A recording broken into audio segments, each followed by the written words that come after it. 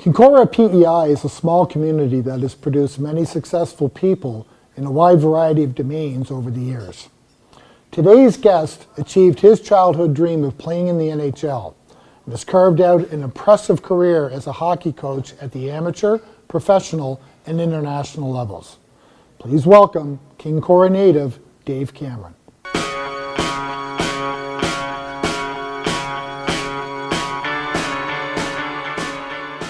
Dave Cameron, it's great to have you on the set here today, bud.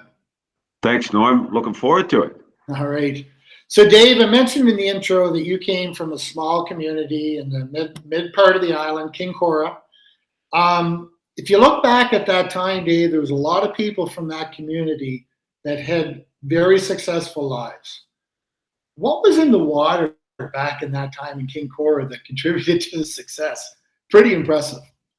Yeah, great community, Norm. And I think when I look back at it, and my older brother Brian and I talk all the time about how lucky we were to grow up in such a small, close-knit community. The school was small, high school was from grade 9 to 12. There was, maybe 22, 23 kids in each class. So you had that intimacy, with the environment and the teachers. But probably the two of the biggest things, advantages, when I look back at growing up at Kinkora provided for me was the importance of education.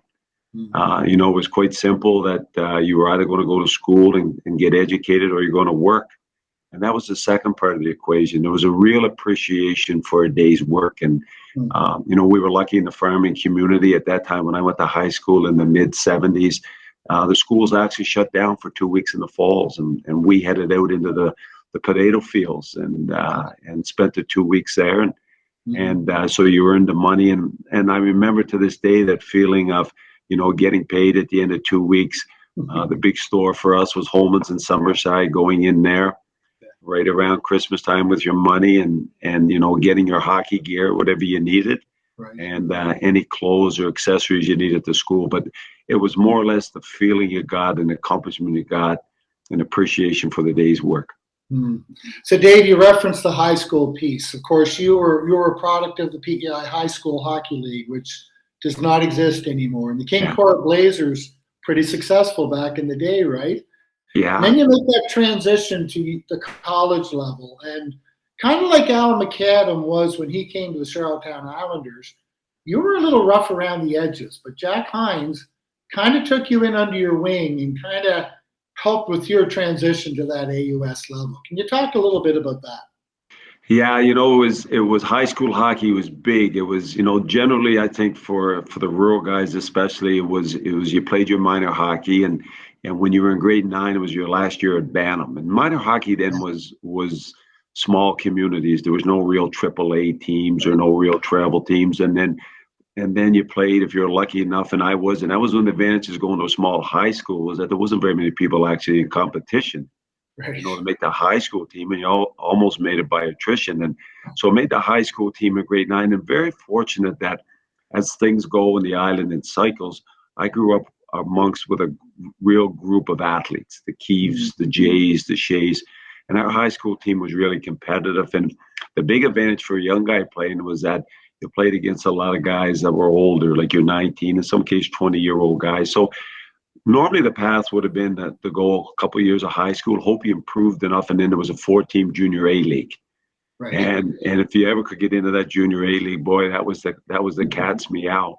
Yeah. So we won the championship in grade 12, and I had every intention of going to play junior the next year. But Everett Stewart was my high school coach. Was good friends with Jack Hines, who just had taken over the job at UPEI and never was going to be the assistant.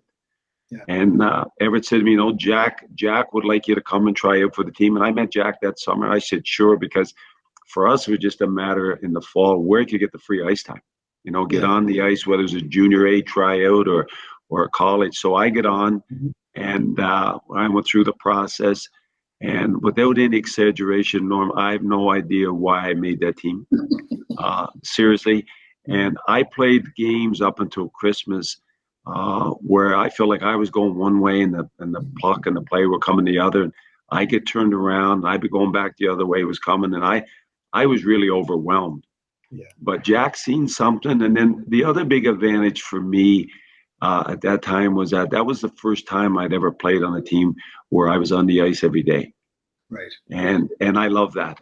I love that. And of course, when you're on the ice every day with guys that are much better than you, you either sink or swim. Sure. And I felt that the second half, I got the Christmas break in. The second half, I get home and I come back, and the game had slowed down a little bit for me. Mm-hmm. And I had a pretty decent second half and felt comfortable. Yeah. And then I just come back, and my second year brought in a guy from the Ottawa area that played, I want to say tier 2, I want to say maybe Brockville, and a guy named Louis Lordy. Right. And for whatever reason, Louis and Lordy and I had chemistry. He could score. He was fast. I wasn't, but him and I had chemistry, and we connected. And for 2 years, we were usually running 1-2 in the scoring race, and kind of made a little bit of name for ourselves. And Louis left after 2 years because he was a real good student, and he'd taken the introductory to engineering and couldn't finish the course at U.P.E.I. So I forget exactly where he went, but somewhere I think in Nova Scotia. And then Jack at that time was a part-time scout or whatever for the New York Islanders, and that was through his pushing a little bit that I eventually got drafted and had a little bit of an NHL career. Sure. And on that note, Dave, when you look at it, you would have had to consider yourself pretty fortunate. Although the Islanders were in the midst of a dynasty, going in there must have been a great learning experience for you for what it takes to become a pro. Yeah, well, actually, I went after my second year at U.P.E.I, and I was my first training camp was the same as it was at U.P.E.I. I was completely overwhelmed. They were a real good team. I was in awe, and they wanted to send me down to the East Coast League after that, and I kind of talked my way out of it. I said no. I said I'm not ready.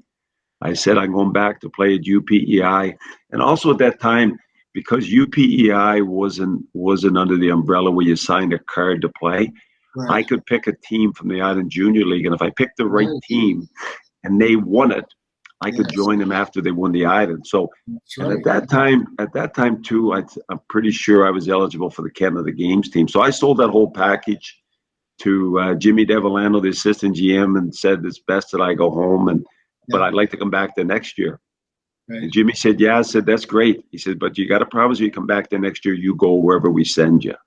And I said, deal. And I went back the next year, and I knew I was going to go. I knew I was going to stay. I knew I was going to start somewhere, but I was ready for it.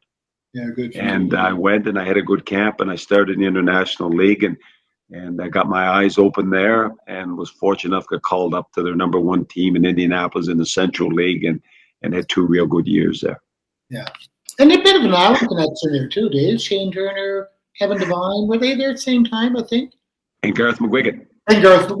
Right. Yeah. So there was four of his 4 real good hockey players, four characters. Good. And had a lot of fun, and we still obviously swap stories. Sure. So that led to a break coming in the NHL. You'd be one of the few players that actually got to play for the Colorado Rockies. And then who became the New Jersey Devils, got to play against a former St. Dunstan's legend and U.P.E.I coach, Billy McMillan. That must have been a pretty neat experience, again, being at the level and, again, being associated with a fellow Islander. Yeah, to get the chance to play in the National Hockey League is, something, I grew up dreaming of, right? But certainly the path I took, there was no indication that, that there was anything guaranteed there. I was just fortunate that a lot of stuff aligned, and I was in the right spot at the right time, and was able to do it. And never forget, the first NHL game is always special, and then your next really special games in the NHL were the first ones in Toronto and Montreal, who I grew up and just idolizing. And I remember the pregame skates in Toronto, Montreal, I stayed on long after everybody left, because it was something that, sitting in front of the TV and Hockey Night in Canada was just something that was close to your heart and things like that. And yeah, and the funny part about it is now when I tell young people that I played for the Colorado Rockies, they think I'm a baseball player. So, but yeah, and then played for Billy. Billy was a GM, and that just Billy's hockey resume is second to none. And as a player, as a coach at different levels, and as a GM in the National Hockey League, and such a class guy, and feel very fortunate to have been able to be under his tutelage for a while. Right. So, Dave, after your playing days were over, senior hockey kind of became a bit of a gap filler.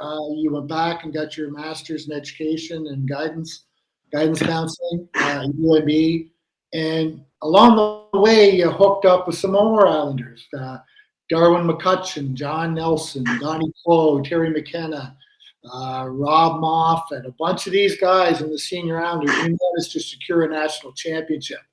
That was a pretty sweet story in and of itself. Plus, you were coached by Gordy Whitlock at that time too. Yeah. Who recently passed as well. Maybe talk a little bit about what that was like. That was again one of the best my hockey stories. And I think at that time I was running I think a stay in school program at a West Isle, and so it was a weekend league, and we were in the New Brunswick League. And there was 4 teams and a real good team. Craig Jenkins was on the team. Ronnie Kerr was our captain. Yep. Terry McKenna, just all guys that have played Jerry Fleming, yep. All guys that have played a really high level. And so I got a chance to come down and play, and used to drive down on Thursday night, go in through Summerside, pick up Donnie Clow, Bobby McDonald, Mark Gallant, and down practice, drop them off on the way home, go back in, teach them Friday, and a lot of times beat her down to catch the boat. At that time, there was no bridge and go across, and Wayne Bernard, Bobby Duran, those types of guys. There never was a dull moment, and but had a real good team, and the playoffs became a little bit of a little longer than normal because Campbellton had dropped out. And so we ended up down into a 3-team in the Lost St. John and Miramichi, and it was a quadruple round robin. But long story short, I think we played a 30-game season, but it was another 30 games in the playoffs to win the New Brunswick League. And then we played Nova Scotia and then a team from Quebec, and they beat Thunder Bay in the finals to a packed house. And Johnny Nelson scored the overtime goal in Game 4. And the ironic part of that is that we won in 4 straight, Thunder Bay. But I'm telling you, if we don't win Game 4, because most of us have been working and guys were getting tired and beat up, Thunder Bay was a heck of a team and they were rested up. Right. If they win Game 4, I'm confident saying it probably would have won 7. Ooh. Yeah, that was the fine line. But great guys, great stories, and enjoyed it immensely. It was fun to watch as a spectator. So Dave, after that, the coaching ranks, you had a cup of tea, much like Turk. You guys both coached the Caps back in the 80s, and but the pro ranks came a calling. Colonial League, Port Huron, I think it was. Detroit Falcons first year, which moved to Port Huron, became the Border Cats. Port Huron. Yeah. What was it about coaching that really, for you, kind of was the draw? What was the attraction to it?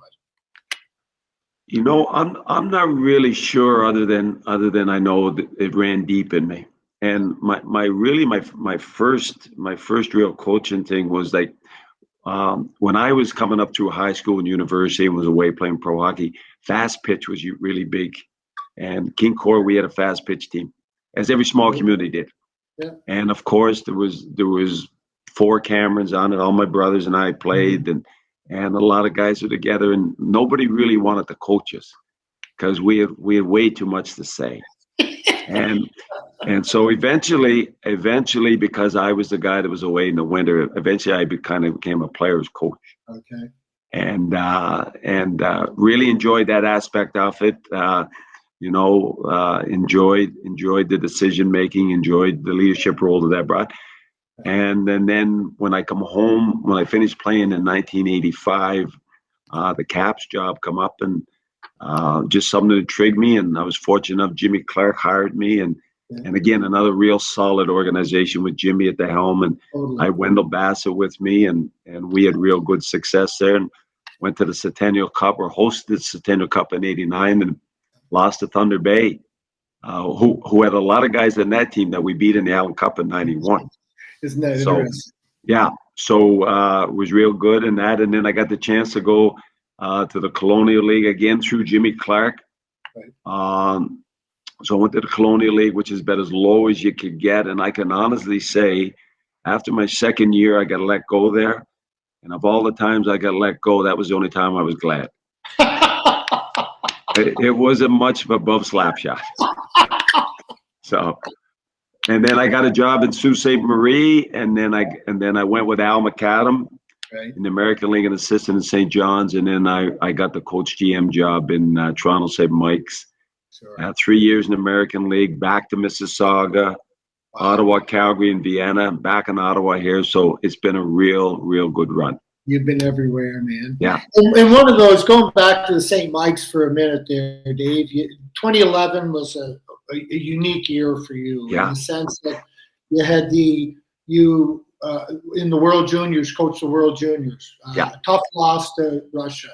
You go to Game 7 in the OHL finals. Tough loss in that one. Yeah. And then you go to the Memorial Cup final. Tough loss once again to your good buddy Turk DeLand, right? 2 Islanders coaching the Memorial Cup. Don't think we'll ever see that again. Although it was a tough situation, what did you learn from that as a coach, and what maybe some positives that came out of that for you? Out of that, I mean, the one thing is you were there. The difficult part is there were 3 losses. Maybe touch on that for a little.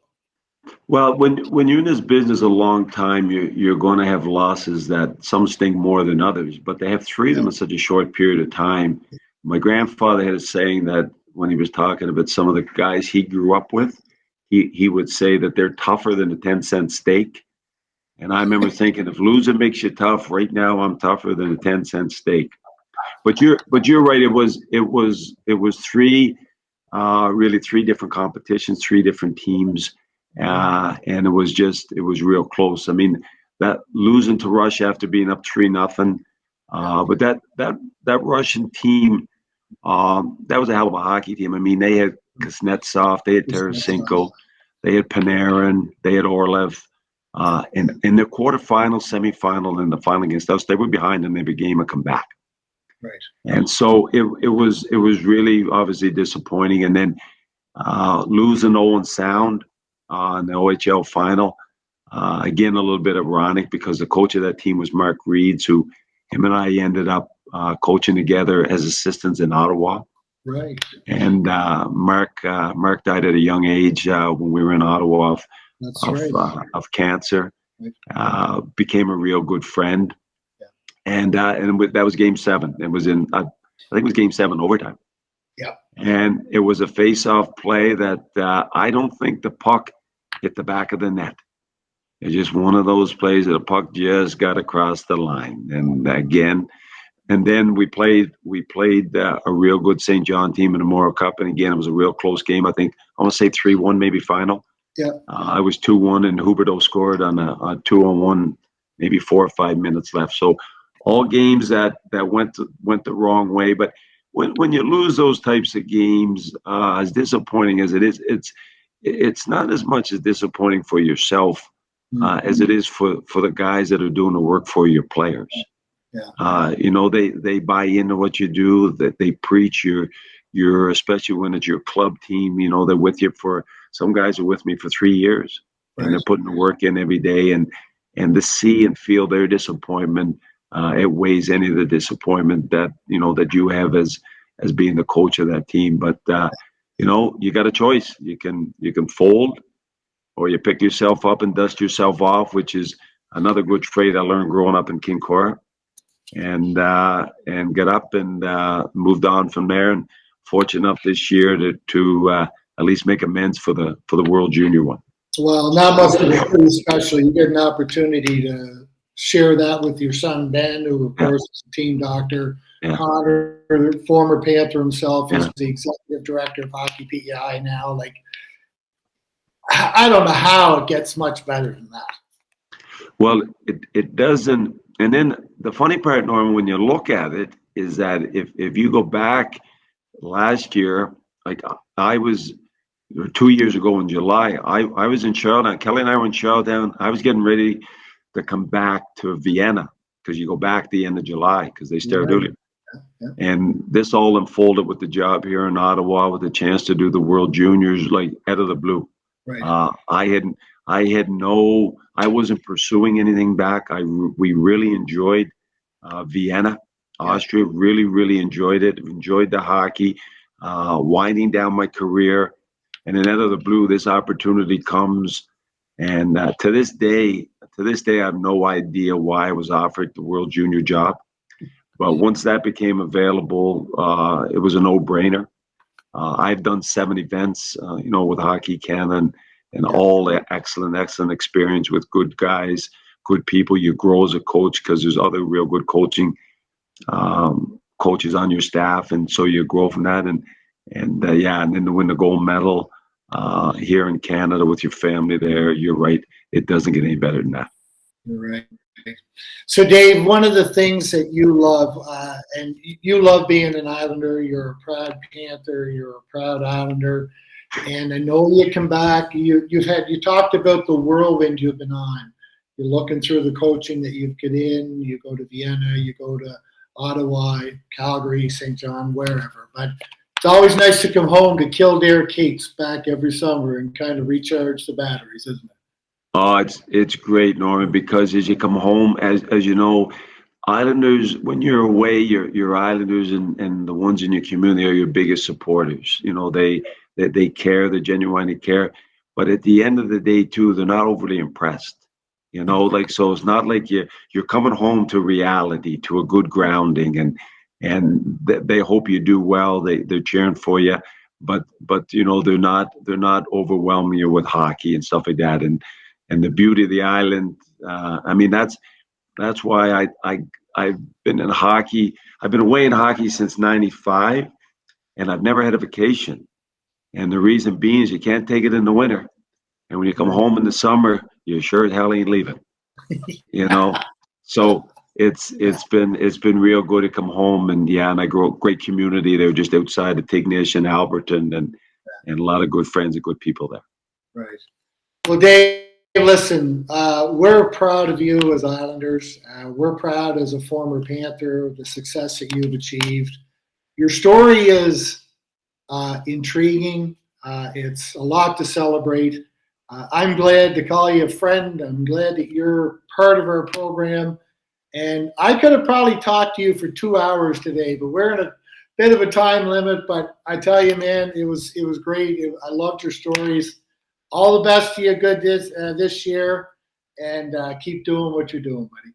Well, thanks, Norm, because I could have given some real stories with the guys that play with the P.E.I, with Wilf McDonald, Snags McGinnis, Brian Ostrowski, yeah. Ralph Josie. Ralph Josie, yeah. Great teammates. Yeah, absolutely. Yeah. Listen, buddy, thanks. It was a real pleasure doing this, and thanks again for doing it. Anytime, Norman. My pleasure.